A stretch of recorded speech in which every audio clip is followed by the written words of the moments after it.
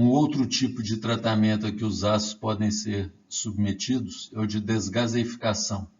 Este termo é usualmente empregado para os tratamentos de redução de teores de nitrogênio e de hidrogênio. Esses dois elementos, dependendo de seus teores, particularmente o hidrogênio, podem ter efeitos altamente deletérios à qualidade do aço, especialmente para alguns tipos de aplicação. No caso do hidrogênio, por exemplo, para aços que vão ser utilizados na fabricação de tubos para a indústria petrolífera em altas profundidades, a limitação do teor de hidrogênio é bastante severa, o que torna necessário, então, que se desenvolvam processos visando a redução no seu teor. A reação para a redução do teor de nitrogênio do aço está apresentada aqui. Temos o nitrogênio dissolvido, passando para o nitrogênio na forma de gás, e é nessa forma que ele é eliminado, uma vez que as bolhas gasosas, quando o aço está líquido, elas têm uma tendência de ascensão, o que torna então viável a redução do teor de nitrogênio. O ΔG0 para essa reação está especificado aqui, com o estado padrão do nitrogênio dissolvido a 1% no ferro, e a partir dele nós podemos então, pela definição da constante de equilíbrio e de alguns algebrismos, obtemos uma equação que descreve a variação do teor de nitrogênio em equilíbrio em função da temperatura, da pressão parcial de nitrogênio na bolha ou do coeficiente de atividade henriano do nitrogênio.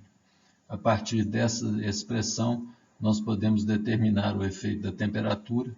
Constatamos aqui que trata-se de uma reação exotérmica, consequentemente, essa remoção do nitrogênio vai ser favorecida do ponto de vista termodinâmico em temperaturas mais baixas.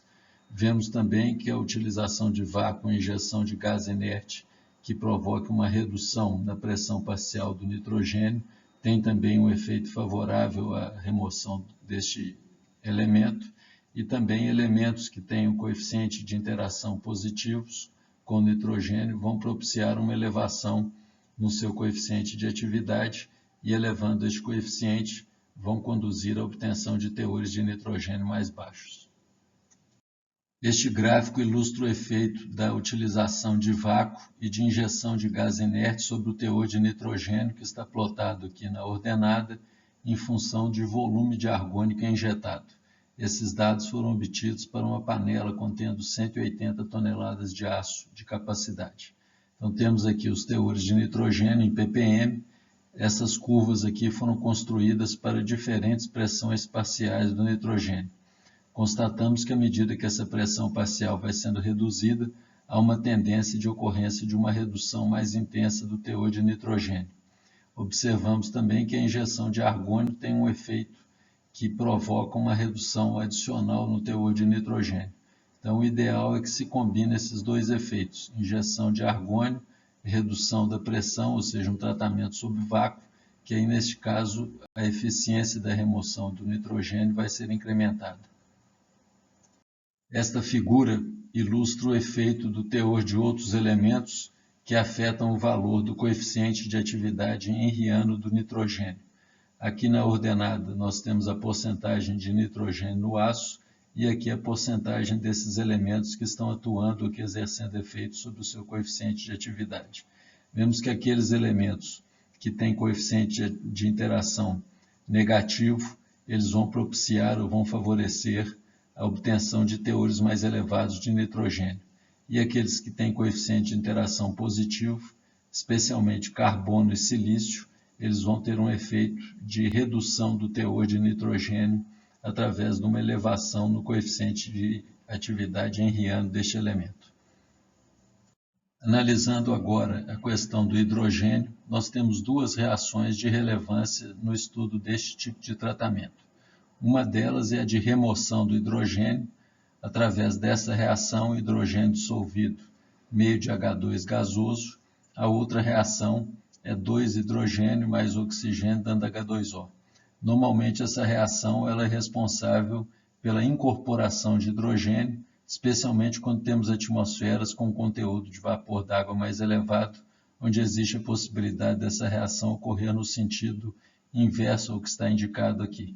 A partir das análises das expressões de ΔG0 e das constantes de equilíbrio para essas reações, podemos identificar os efeitos das temperaturas e das condições atmosféricas, da pressão, do vácuo e de presença de outros elementos.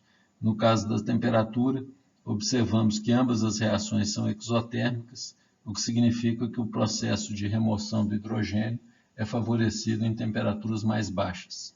Observamos também que no caso de condições atmosféricas, uma situação onde a pressão parcial de H2O é mais baixa, também vai favorecer a remoção do hidrogênio. Se temos, por exemplo, um período chuvoso, com a umidade do ar mais elevada e o aço ficar exposto a essa atmosfera, existe uma boa tendência de ocorrer a reação no sentido inverso, provocando uma incorporação de hidrogênio e oxigênio ao aço, especialmente se o aço já foi desoxidado anteriormente. Isso ilustra a importância de se, depois que foi feito o processo de desoxidação do aço, evitar ao máximo o contato dele com a atmosfera, porque isso pode propiciar a incorporação de hidrogênio e também a incorporação do nitrogênio, que foi estudada anteriormente. Novamente, a presença de vácuo e injeção de gás inerte vai atuar favoravelmente. Pelo princípio de Le Chatelier, vemos que ambas as reações têm um maior número de mols de gás no produto, então a utilização de vácuo, a redução da pressão parcial desses gases utilizando um gás inerte tem um efeito favorável, e normalmente elementos que têm efeito ou coeficiente de interação positivo sobre o hidrogênio vão também propiciar uma redução no seu teor. Esta figura ilustra o efeito das condições atmosféricas sobre o hidrogênio. Temos na ordenada porcentagem de hidrogênio em função do teor de oxigênio, e aqui duas curvas para condições atmosféricas diferentes. Isso num dia de chuva, de verão, por exemplo, pressão parcial do H2O na atmosfera igual a 0,6 atmosferas, e num dia seco de inverno, com pressão parcial do H2O de 3 vezes 10 a menos 3 atmosferas. Constatamos aqui que, nesse caso, nos dias secos, tem uma tendência favorável de termos uma menor incorporação de hidrogênio e, consequentemente, facilitar a obtenção de teores de hidrogênio mais baixos no aço. Esta figura ilustra o efeito do vácuo e da injeção de gás inerte sobre o teor de hidrogênio no aço, que está plotado aqui na ordenada, em função do volume de argônio injetado em normal metro cúbico. Cada curva dessa corresponde a um nível de pressão, lembrando que 1000 milibar corresponde a 1 atmosfera de pressão, aproximadamente. As diferentes curvas construídas para pressões decrescentes mostram que para um mesmo volume de argônio injetado, quanto menor for a pressão, menor será o teor de hidrogênio. E da mesma forma, para uma dada pressão, quanto maior for o volume de argônio injetado, a tendência também é de alcançarmos teor de hidrogênio mais baixos. Essa figura é bastante importante porque existem muitas condições, muitos tipos de ácidos em que se tem especificações de teores de hidrogênio inferiores a 2 ppm.